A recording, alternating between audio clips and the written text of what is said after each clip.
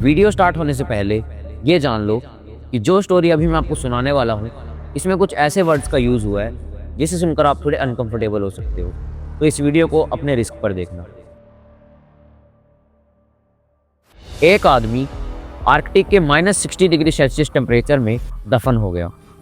उसके पास कोई टूल नहीं था, ना फ़ोन ना कोई दोस्त। उसके पास सिर्फ एक ही चीज़ थी, उसके खुद का मल। हाँ, वही जो आप सोच रहे हो। उसने उसी से एक शीज़ल बनाया और बर्फ़ के कब्रिस्तान को तोड़कर बाहर निकला। आज की कहानी इतनी खतरनाक है कि सुनते ही आपकी सांस रुक जाएगी। एंड तक पक्का देखना। पीटर फ्रीचैन, एक ऐसा आदमी जिसका दिन नॉर्मल लोगों की तरह नहीं धड़कता था। 1886 में डेनमार्क के शांत शहर पोस्टर में पैदा हुआ, लेकिन बचपन से ही उसके अंदर तूफान था। डॉक्टर बनने का सपना था, पर एडवेंचर का नशा खून में घुला हुआ था। जब दूसरे लोग बुक्स लेकर लाइब्रेरी जाते थे, पीटर अपनी खिड़की से आसमान देखता था। उसे लगता था कि दुनिया के किसी कोने में कुछ ऐसा छुपा है जो किसी ने नहीं देखा, और शायद उसी आवाज़ ने उसे आर्कटिक पहुंचाया। सिर्फ 20 साल की उम्र में जब लोग कॉलेज के असाइनमेंट्स कंप्लीट करते हैं, पीटर ग्रीनलैंड के लिए निकल पड़ा। वहां वो मिला एक और एक्सप्लोरर, क्नूड रस्मुसेन से, जिसका दिमाग उसकी तरह ही पागलपन से भरा था। दोनों ने मिलकर 1910 में ह्यूल नाम का एक रिसर्च स्टेशन बनाया, जो आर्कटिक का लास्ट सिविलाइज्ड टॉप माना जाता था। ह्यूल की हवा इतनी तेज चलती थी कि आदमी का चेहरा पत्थर जैसा हो जाए, लेकिन यही जगह पीटर का घर बन गई, जहां उसने इनुइट लोगों के साथ दोस्ती, जिंदगी और सर्वाइवल सीखा। इनुइट लोगों ने पीटर को वो सब सिखाया जो यूनिवर्सिटी नहीं सिखाती। कैसे डॉगलेट्स चलाते हैं, कैसे सील का शिकार करते हैं, और कैसे -60 डिग्री सेल्सियस में जान बचाई जा सकती है। उन लोगों की जिंदगी हार्ड थी, पर एकदम प्योर और प्रैक्टिकल। इसी दौरान पीटर को प्यार भी मिल गया, एक इनुइट लड़की नवारना। दोनों की शादी हुई और 2 बच्चे हुए। पीटर का दिल ग्रीनलैंड से ज़्यादा वहाँ के लोगों से जुड़ा। 1912 में पीटर अपने दोस्त के साथ 1000 किलोमीटर डॉगलेट्स मिशन पर निकला, एक इंसानी डिस्टेंस। ये मिशन आर्कटिक के मैप बनाने और वाइल्ड लाइफ ऑब्जर्व करने के लिए था। तब कुछ ठीक चल रहा था, तब तक जब तक उन्होंने एक बड़ी मिस्टेक नहीं की। सप्लाईज एक जगह पर रह गई, और ये बात उन्हें बहुत आगे पता चली। पीटर ने कहा कि मैं अकेला जाता हूँ और ला देता हूँ। ये 5 वर्ड्स उसकी ज़िंदगी का सबसे बड़ा चैलेंज बन गए। पीटर सप्लाईज लेने निकला, पर रात तक तूफान ऐसा था कि हवा से सांस तक रुक जाए। विजिबिलिटी 0, सामने उसे अपने ग्लव्स भी नहीं दिखे।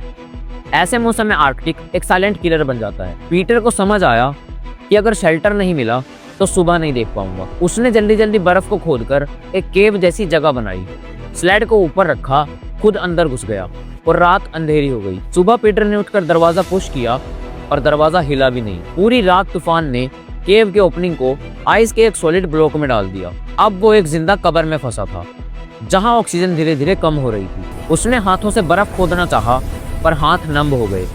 फिर उसने अपनी दाढ़ी से पुश किया, दाढ़ी भी चेहरे से टूटकर गिर गई, खून बहने लगा। पीटर को समझ आया कि ये नॉर्मल सिचुएशन नहीं है, ये डेथ काउंटडाउन है। उसकी ब्रेथिंग हैवी होने लगी।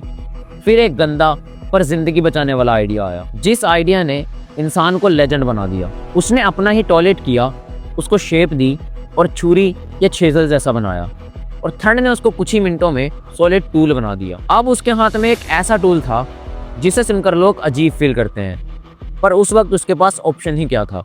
उसने उस फ्रोजन शेजल को बर्फ पर ठोकना शुरू किया। हर ठोकने पर उसके हाथ के दर्द से आवाज निकलती और मुंह से खून टपकता। ऑक्सीजन कम थी, अंदर हवा इतनी ठंडी कि सांस भी जल रही थी, पर 3 घंटे वो लगातार बर्फ ठोकता रहा।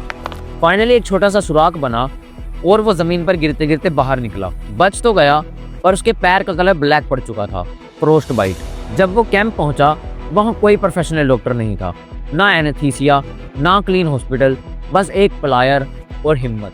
पीटर ने अपने ही पैर की सारी उंगलियां एक एक करके काट दी।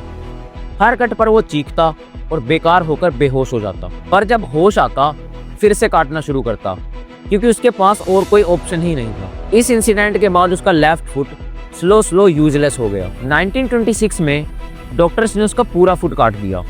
उसने वुडन लेग लगवाया, पर सोचो क्या, वुडन लेग के साथ भी वो नए एक्सपीडिशंस पर निकल पड़ता था। आर्कटिक बर्फ, डॉगलेट्स की रेस और इंसानी जर्नी सब करता रहा। ये बंदा लिटरली मशीन से कम नहीं, लेकिन जिंदगी ने उसे एक और दर्द दिया। उसकी इनुइट वाइफ 1921 में स्पेनिश फ्लू में मर गई। पीटर का दिल टूट गया, पर वो रुकने वाला नहीं था। वर्ल्ड वार 2 आई पीटर डेनमार्क में था और वो नाजी ऑक्यूपेशन के खिलाफ खड़ा हो गया। उसने ओपनली रेसिस्टेंट ज्वाइन की, जैसा बोल्ड डिसीजन लोग बहुत कम लेते हैं। नाजी लोगों ने उसे पकड़ लिया और डेथ सेंटेंस सुना दिया, पर जिसे आर्कटिक नहीं मार पाया उसे जेल क्या मारेगी। एक रात पीटर जोश तोड़कर लेक इडोन के बीच से निकलकर जेल से भाग गया। पहले फार्म्स में छुपा, फिर फॉरेस्ट, फिर बॉर्डर क्रॉस करते हुए स्वीडन पहुंच गया। यहाँ तक कि नाजीज उसके पीछे गोली चलाते रहे, पर वो बच गया। स्वीडन ने उसे एजिलम दिया और वो वहां से अमेरिका चला गया। अमेरिका पहुंचकर पीटर एक टीवी शो में गया और गैस करो, वो जीत गया। उसने आर्कटिक जियोग्राफी और एक्सप्लोरेशन का ऐसा ज्ञान दिखाया कि लोग देखते रह गए। उसे $64,000 मिले। इतना बड़ा प्राइज उस टाइम बहुत बड़ी बात थी। उसके बाद हॉलीवुड ने भी उसे मूवी में रोल दिया। एक वुडन लेग एक्सप्लोरर को मूवी स्टार बनता देख लोग हैरान रह गए। 1957 में हार्ट अटैक से उसकी डेथ हो गई, पर उसकी स्टोरी, उसकी हिम्मत और उसका मैडनेस कभी खत्म नहीं हुआ। उसकी एशेस ग्रीनलैंड के बर्फ में डाल दी गई, वही जगह जहां उसने 2 बार मौत को हराया। आज भी आर्कटिक एक्सप्लोरर उसका नाम रिस्पेक्ट से लेते हैं, पीटर फ्रूचैन।